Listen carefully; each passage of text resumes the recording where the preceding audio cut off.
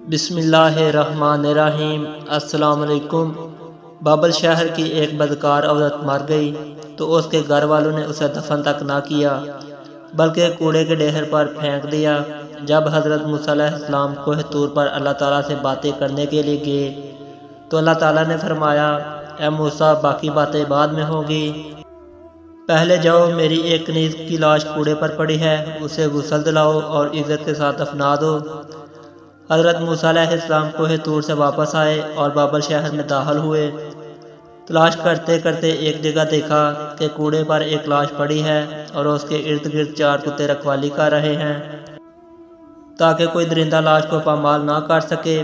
حضرت موسیٰ علیہ السلام نے اس کے گھر کا پتہ پوچھا اور ان سے کہا کہ لاش کو اٹھانے میں میری مدد کرو۔ عورت کے گھر والوں نے کہا، ہم اس لاش کے قریب بھی نہیں جائیں گے۔ یہ ایک بدکار عورت تھی جس نے اپنی ساری زندگی بدکاری میں گزار دی۔ پورے شہر میں کوئی بھی لاش کو اٹھانے سے انکار کر رہا تھا۔ حضرت موسیٰ علیہ السلام نے اپنے بھائی ہارون علیہ السلام کے پاس گئے اور کہا کہ لاش اٹھانے میں میری مدد کرو۔ دونوں نبیوں نے لاش کو اٹھایا اور پھر جب غسل دینے کی باری آئی تو شہر کی کوئی بھی عورت اس کو غسل دینے کے لیے تیار نہیں تھی۔ یہ دیکھتے ہوئے حضرت موسیٰ علیہ السلام نے اپنی زوجہ اور بہن کو حکم دیا کہ اس عورت کو غسل دو۔ غسل دینے کے بعد اپنے بھائی ہارون علیہ السلام کی مدد سے اس عورت کو دفن کیا۔ دفنانے کے بعد جیسے ہی آپ واپس آ رہے تھے تو شہر والے لوگ آپ کے سامنے آ گئے۔ وہ سب مل کر آپ سے کہنے لگے کہ اے موسیٰ، یا تو ہمیں اس بات کی وضاحت دو کہ ایک بدکار عورت کو اتنی عزت کیوں دی، یا پھر وہ کلمہ جو آپ علیہ السلام نے ہمیں پڑھایا ہے، ہم آپ کو واپس کرنے آئے ہیں۔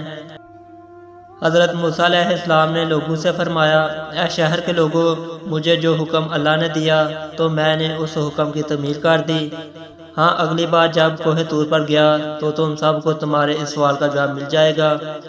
یہ سن کر لوگ واپس چلے گئے۔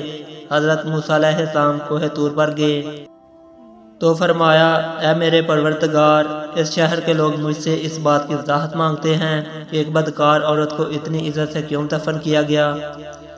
اللہ نے فرمایا، اے موسیٰ، یہ عورت واقعی بدکار تھی اور اس کی ساری زندگی بدکاری میں گزر گئی، مگر ایک دفعہ ایک ایسی جگہ سے گزر رہی تھی جہاں پر ایک کتا پیاس کی شدت سے مر رہا تھا۔